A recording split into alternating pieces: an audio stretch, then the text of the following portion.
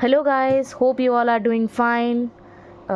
तो आज हम लोग पढ़ेंगे ब्लास्ट फर्नेस के ऊपर। तो ये मेटलर्जी का एक टॉपिक है from the subject of iron making.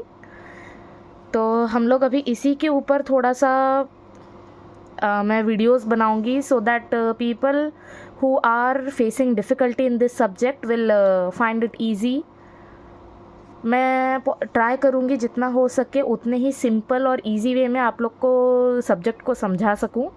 और अगर कोई भी डाउट हो तो please feel free to comment in the comment section. और अगर आपको नोट्स चाहिए हो तो definitely you can comment, I will share it in a Google drive. So let's start. Iron is the fourth highest amount available in the earth crust. तो हमारे earth crust में iron का अवेलेबिलिटी फोर्थ लार्जेस्ट अमाउंट में है। उसका atomic number है 26, उसका atomic mass है 56 और उसका डेंसिटी है 7.87 ग्राम पर cc। As a science student and as a metallurgist people do expect that you must know these parameters. तो अभी ब्लास्ट फर्नेस के अंदर ओर्स जो यूज़ होता है, ब्लास्ट फर्नेस में क्या होता है एक्चुअली, हम लोग इनपुट में देते हैं ओर्स, हम मतलब सॉलिड हम लोग इनपुट देते हैं, लिक्विड हम लोग को आउटपुट मिलता है। Hope you all are getting it. तो हम लोग जो फीड देते हैं उसको बर्डन भी बोला जाता है। तो वो जो हम लोग एंटर देते हैं वो हमेशा सॉलिड फॉर्म में होता है। और हम लोग को ब्लास्ट फर्नेस ऑपरेशन मतलब कि उसमें क्या होता है ना, हम लोग हीट इंजेक्ट करते हैं, हीटिंग होता है, तो फिर वो सॉलिड मेल्ट होके हम लोग को लिक्विड मेटल मिलता है। लेकिन इस प्रोसेस में सिर्फ हम लोग सॉलिड आयरन ओर ही नहीं डालते हैं। आयरन ओर्स के साथ कुछ फ्लक्स रहता है, कुछ रिड्यूसिंग एजेंट्स रहता है। इसमें रिड्यूसिंग एजेंट एक गैशियस फॉर्म में कार्बन मोनोऑक्साइड है, जो कि हम लोग आगे देखेंगे और डिटेल में। तो करेंटली अभी हम लोग आज के वीडियो में बस बेसिक देखेंगे कि क्या होता है क्या नहीं। ओर्स में हम लोग हेमाटाइट ओर, मैग्नेटाइट ओर और ऊस्टाइट ओर ले सकते हैं। जैसे कि Fe2O3 है हेमाटाइट, Fe3O4 है मैग्नेटाइट और FeO है ऊस्टाइट। बेसिक है ये सब चीज़ें। फ्लक्स हम लोग डालते हैं लाइमस्टोन और डोलोमाइट, दोनों में से कोई एक डाला जा सकता है। इसका पर्पस है हमारा स्लैग फॉर्मेशन।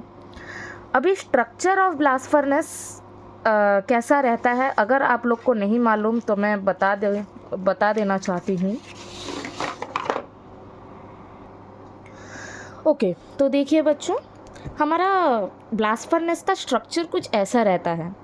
ये एक सिलिंड्रिकल शेप जैसे दिख रहा है, जिसका क्रॉस सेक्शन, उसका रेडियस इंक्रीज होता जा रहा है। कैसे? जैसे कि ये वाला ऊपर वाला जो रीजन है इसको हम लोग बोलते हैं स्टैक रीजन और इसका नाम है शैफ्ट रीजन। ये बीच वाला पार्ट को बोलते हैं बेली रीजन और ये थर्ड पार्ट है बोश और नीचे का है हर्थ। अभी एज हम लोग सिर्फ बेसिक देख रहे हैं तो मैं सिर्फ आपको एक्वेंटेड कराऊंगी कुछ टर्म्स से, जो कि हम लोग इन फ्यूचर, इसका टेम्परेचर प्रोफाइल हो गया, प्रेशर प्रोफाइल हो गया, वो सब देखते समय हम लोग को वो सब चीज़ें समझने में मुश्किल नहीं होगा। आप लोग इजीली समझ जाओगे कि मैं क्या कन्वे करना चाहती हूँ। तो अभी जैसे कि ये एक तो हाई हीट प्रोसीजर है, इट्स अ पायरोमेटलर्जिकल प्रोसेस, इसमें हीट इन्वॉल्व होता है। तो अभी एज अंदर का टेम्परेचर हमको बहुत हाई चाहिए, तो वो हीट को मेंटेन करने के लिए ब्लास्ट फर्नेस के चारों तरफ एक ठो रिफ्रैक्टरी लाइनिंग रहता है। वो रिफ्रैक्टरी लाइनिंग फायर क्ले का होता है या फिर कोई रिफ्रैक्टरी ब्रिक्स, जैसे कि एक तो हीट रेगुलेटिंग, मतलब कि हीट को वो ट्रैप कर सकता है ज़्यादा देर तक ब्लास्ट फर्नेस के अंदर। ब्लास्ट फर्नेस का जो बॉडी होता है वो बना रहता है स्टील का। अभी ये जो लाइनिंग मैंने ब्राउन में बनाया ये है कम्प्लीटली रिफ्रैक्टरी लाइनिंग। ओके, तो ये है हमारा रिफ्रैक्टरी लाइनिंग। अभी जो यहाँ से इसका जो टॉप पोर्शन है उसका ये जो डायामीटर है इसको बोलते हैं थ्रोट डाया। और थ्रोट डायामीटर, एज मेरे पास स्पेस नहीं है तो फिर मैं थ्रोट डाया लिख रही हूँ। ये वाला पार्ट को बोलते हैं थ्रोट। जैसे हम लोग खाना खाते समय हमारा फूड हमारे थ्रोट से होके बॉडी के अंदर जाता है, सिमिलरली ऐसे में इसको थ्रोट है, यहाँ से हम लोग फीड डालते हैं और वो मेल्ट होते होते नीचे हर्थ तक आता है। ठीक है, अभी हम लोग का यहाँ से आता है फीड। ठीक है, फीड के अंदर एज मैंने मेंशन किया है हमारा ओर रहता है, जो कि इधर हो सकता है हेमाटाइट या फिर मैग्नेटाइट या फिर रूस्टाइट। हमारा फ्लक्स रह सकता है जैसे कि डोलोमाइट या फिर लाइमस्टोन, एज पर कन्वीनियंस, जो वो प्लांट के पास इजीली अवेलेबल हो सकता है उनके इकोनॉमिकल स्टेटस के हिसाब से। एंड कोक, कोक का काम यहाँ पे है टू सपोर्ट द बर्डन। हम लोग जो बर्डन डालते हैं उसको वो ब्लास्ट फर्नेस के अंदर जैसे कि हम लोग फीड डालते हैं ना, वो डायरेक्ट जाके हर्थ के ऊपर धड़ास करके नहीं गिरता है, वो ऊपर में फ्लोट होते होते ये पूरा फ्लोटिंग पोजीशन में ऊपर रहता है। धीरे धीरे करके ऊपर का सारा आयरन जो है वो धीरे धीरे करके मेल्ट होके नीचे कलेक्ट होता है। सेंटर में एक ठो डेडमैन जोन, जो कि हम लोग आगे पढ़ेंगे, अभी एक ठो ओवरव्यू दे रही हूँ बस, कि बीच में एक ठो डेडमैन जोन क्रिएट होता है जहाँ का मटेरियल मेल्ट नहीं होता है, वो एकदम लास्ट में जाके मेल्ट होगा। तो इनिशियली ऊपर से नीचे तक मेल्ट होते होते यहाँ पे कलेक्ट होता रहेगा। यहाँ पे हमारा टैपिंग होल्स रहता है। ऊपर में जब मेटल मेल्ट होगा तो नीचे ड्यू टू हाई डेंसिटी नीचे रह जाएगा मोल्टेन मेटल, और ऊपर में तैरेगा एक ठो पतला सा लेयर ऑफ स्लैग। ये जो स्लैग तैरेगा ड्यू टू लेस डेंसिटी, ये इसमें सारे गैंग मटेरियल्स होते हैं। गैंग मतलब सारे अनवांटेड इम्प्योरिटीज़ जो हम लोग को नहीं चाहिए। हमारा मोल्टेन मेटल में सिर्फ लिक्विड मोल्टेन मेटल रहता है। ये स्लैग प्रोड्यूस होता है इस फ्लक्स के चलते जो हमने फीड में डाला था। ठीक है, इसको बोलते हैं स्लैग नॉच और इसको बोलते हैं मोल्टेन मेटल नॉच। ओके, अभी ब्लास्ट फर्नेस हमारा याद रखिएगा हमेशा काउंटर करंट प्रिंसिपल में काम करता है। काउंटर करंट का मतलब क्या होता है? काउंटर करंट मतलब हमारा फीड ऊपर से जा रहा है और नीचे से हम लोग हॉट ब्लास्ट इंजेक्ट कर रहे हैं, तो बीच में क्या होता है ना, सर्कुलेशन मूवमेंट होता है। मतलब कि ऊपर से भी हम लोग का फीड आ रहा है और नीचे से एयर हम लोग दे रहे हैं, बीच में रिडक्शन प्रोसेस हो रहा है। This entire procedure from ore to molten metal is a reduction method. इसमें रिडक्शन होता है, ऑक्सीडेशन नहीं होता है। ठीक है, तो अभी हम लोग कहाँ पे थे? ओके, तो यहाँ पे होता है ट्यूयर्स। ठीक है, ये जो ट्यूयर्स होता है ये हमारा हॉट ब्लास्ट सप्लाई करता है।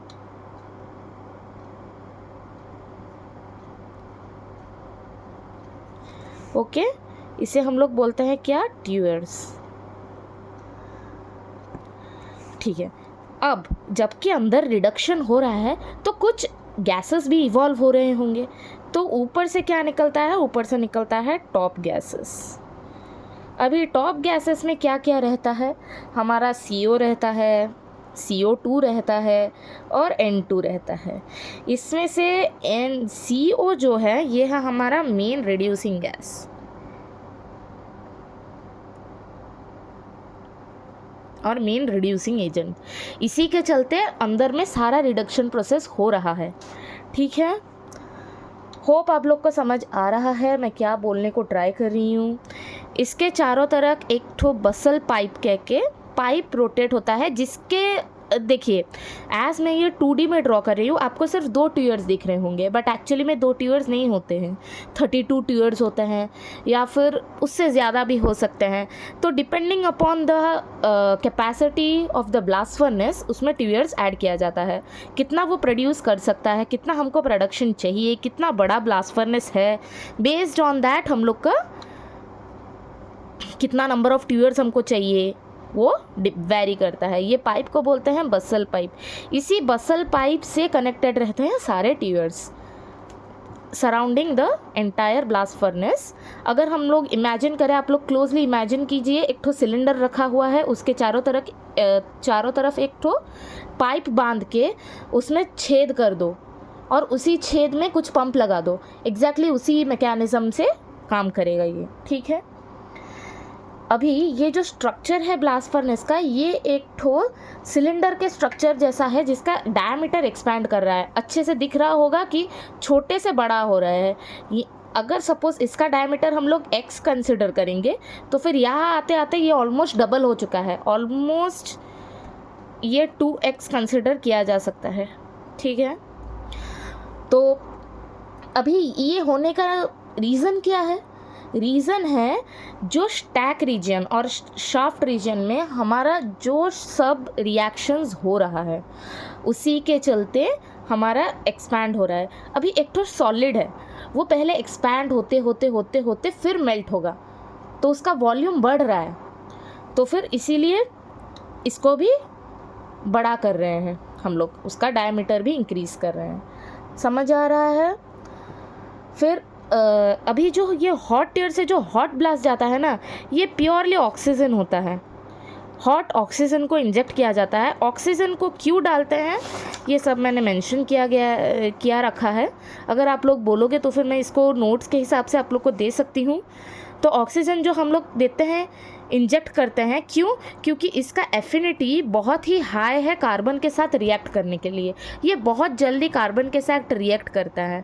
अभी carbon plus oxygen gives rise carbon dioxide. ये कार्बन डाइऑक्साइड फिर कार्बन से रिएक्ट करके 2CO देगा, which is the reducing gas. ये रिएक्शन होता है। आगे जाके हम इस रिएक्शन का कुछ नाम होता है, तो वो सब हम लोग आगे जाके पढ़ेंगे। अभी बेसिक है तो एक ओवरव्यू है आप लोग के लिए। ये जो हॉट ब्लास्ट डाला जा रहा है यहाँ से, इसका टेम्परेचर होता है 1100 से 1200 डिग्री का, बहुत ही हाई टेम्परेचर में दिया जाता है। अभी हम लोग जो यहाँ पे यूज़ कर रहे हैं, आप लोग ने ध्यान दिया होगा अगर, तो फिर मैंने लिखा है कोक, मैंने कोल नहीं लिखा है। हम लोग जो मार्केट में जो कोल मिलता है, कोयला मिलता है, उसको हम लोग डायरेक्टली यूज़ नहीं कर सकते हैं। रीज़न्स है उसके कि वो बहुत ही ज़्यादा डेंस है और बहुत ज़्यादा फ्रेजाइल है। जो कोक होता है, मेटलर्जिकल कोक स्पेसिफिकली, वो बहुत ही हाई प्राइस में आ रहा है आजकल। तो इसलिए हमारे मॉडर्नाइजेशन के बाद हमारे प्लांट्स आजकल पल्वराइज कोल इंजेक्शंस वगैरह वो सब आगे देखेंगे हम लोग। तो वैसे सारे बहुत ही न्यू मेथड्स को अडेप्ट कर रहे हैं ताकि हम लोग कोक का यूज़ मिनिमाइज़ कर सके, क्योंकि उसका प्राइस बहुत ज़्यादा बढ़ रहा है आज के टाइम में, क्योंकि अवेलेबिलिटी ऑफ कोल माइंस का अवेलेबिलिटी बहुत ही कम रहा है। तो अगर हम लोग डायरेक्टली कोल को यूज़ करते हैं, वो ज़्यादा डेंस है, वो ज़्यादा फ्रेजाइल है। अच्छा, अभी उसमें उसका वोलेटिलिटी कंटेंट बहुत ज़्यादा है, उसका ऐश कंटेंट ज़्यादा है। अगर ऐश कंटेंट ज़्यादा हुआ तो फिर क्या होगा? डस्ट रिलीज़ होगा। अगर डस्ट आया, देखिए, अगर डस्ट हुआ तो डस्ट मतलब कि हमारा फर्नेस क्लॉग हो सकता है। क्लॉग हो जाएगा अगर, तो फिर हमारा उतना एफिशिएंसी नहीं मिलेगा हमें जितना मिलना चाहिए। उसमें हाई मॉइस्चर कंटेंट रहता है, तो टेम्परेचर एज सच हमको इंक्रीज़ करना है। इससे अगर मॉइस्चर कंटेंट ज़्यादा रहा, एक तो ब्लास्ट फर्नेस इरेगुलरिटीज़ आ जाएंगे। उसके बाद टेम्परेचर जो रेंज ऑफ टेम्परेचर चाहिए उतना हाई टेम्परेचर हमको नहीं मिल सकेगा। उसके बाद इसमें क्या रहता है ना, लेस फिक्स्ड कार्बन रहता है। ये सब हम कोल के बारे में देख रहे हैं, ये सब कोल के प्रॉपर्टीज़ हैं। कोक के प्रॉपर्टीज़ में ये सब उल्टा रहता है। कोक बहुत लाइट है और बहुत ही ज़्यादा डेंस नहीं है, लाइट है और फ्रेजाइल नहीं है, वो थोड़ा सा डक्टाइल तरफ है, उसका स्ट्रक्चर थोड़ा सा सॉफ्ट स्ट्रक्चर है, और वो ज़्यादा वोलेटाइल नहीं है। उसका ऐश कंटेंट बहुत कम है, मॉइस्चर कंटेंट कम है, उसका फिक्स्ड कार्बन बहुत हाई है, मतलब उसका कैलोरीफिक वैल्यू बहुत ज़्यादा है।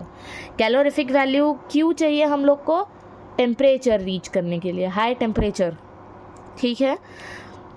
अभी ब्लास्ट फर्नेस में जो होता है ना, हम लोग जो लोडिंग कर रहे हैं वो सब ऑल्टरनेटिवली लोडिंग कर रहे हैं। ऑल्टरनेटिवली मतलब पहला एक लेयर आएगा हमारा ओर का प्लस फ्लक्स, ओर के साथ फ्लक्स मिक्स रहता है, ऊपर में आ जाएगा हमारा कोक।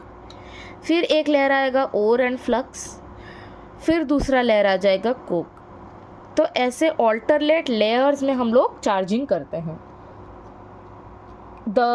अभी इसके आगे का जो सब चीज़ें हैं वो सब बहुत ही डेप्थ तक आपको जाना पड़ेगा। तो इसलिए आज का सिर्फ मैं एक तो इंट्रोडक्टरी लेक्चर बनाई हूँ। Again I would like to repeat कि अगर आपको नोट्स चाहिए होगा तो please let me know in the comment section. तो फिर मैं आपको नोट्स अप्लाई करने के लिए एक तो गूगल ड्राइव में सारा नोट्स अपलोड करके भेज दूँगी। और धीरे धीरे बहुत ही शॉर्ट लेक्चर्स होंगे, बहुत ही ईजी लैंग्वेज में आप लोग को समझाने को ट्राई किया है मैंने, इसीलिए हिंदी में रिकॉर्ड किया है ताकि आप लोग समझ सकें। और अगर कुछ भी प्रॉब्लम हो या फिर आप लोग को कुछ भी लगता है कि और कुछ इम्प्रूव हो सकता है, then please let me know. Thank you and have a great day ahead.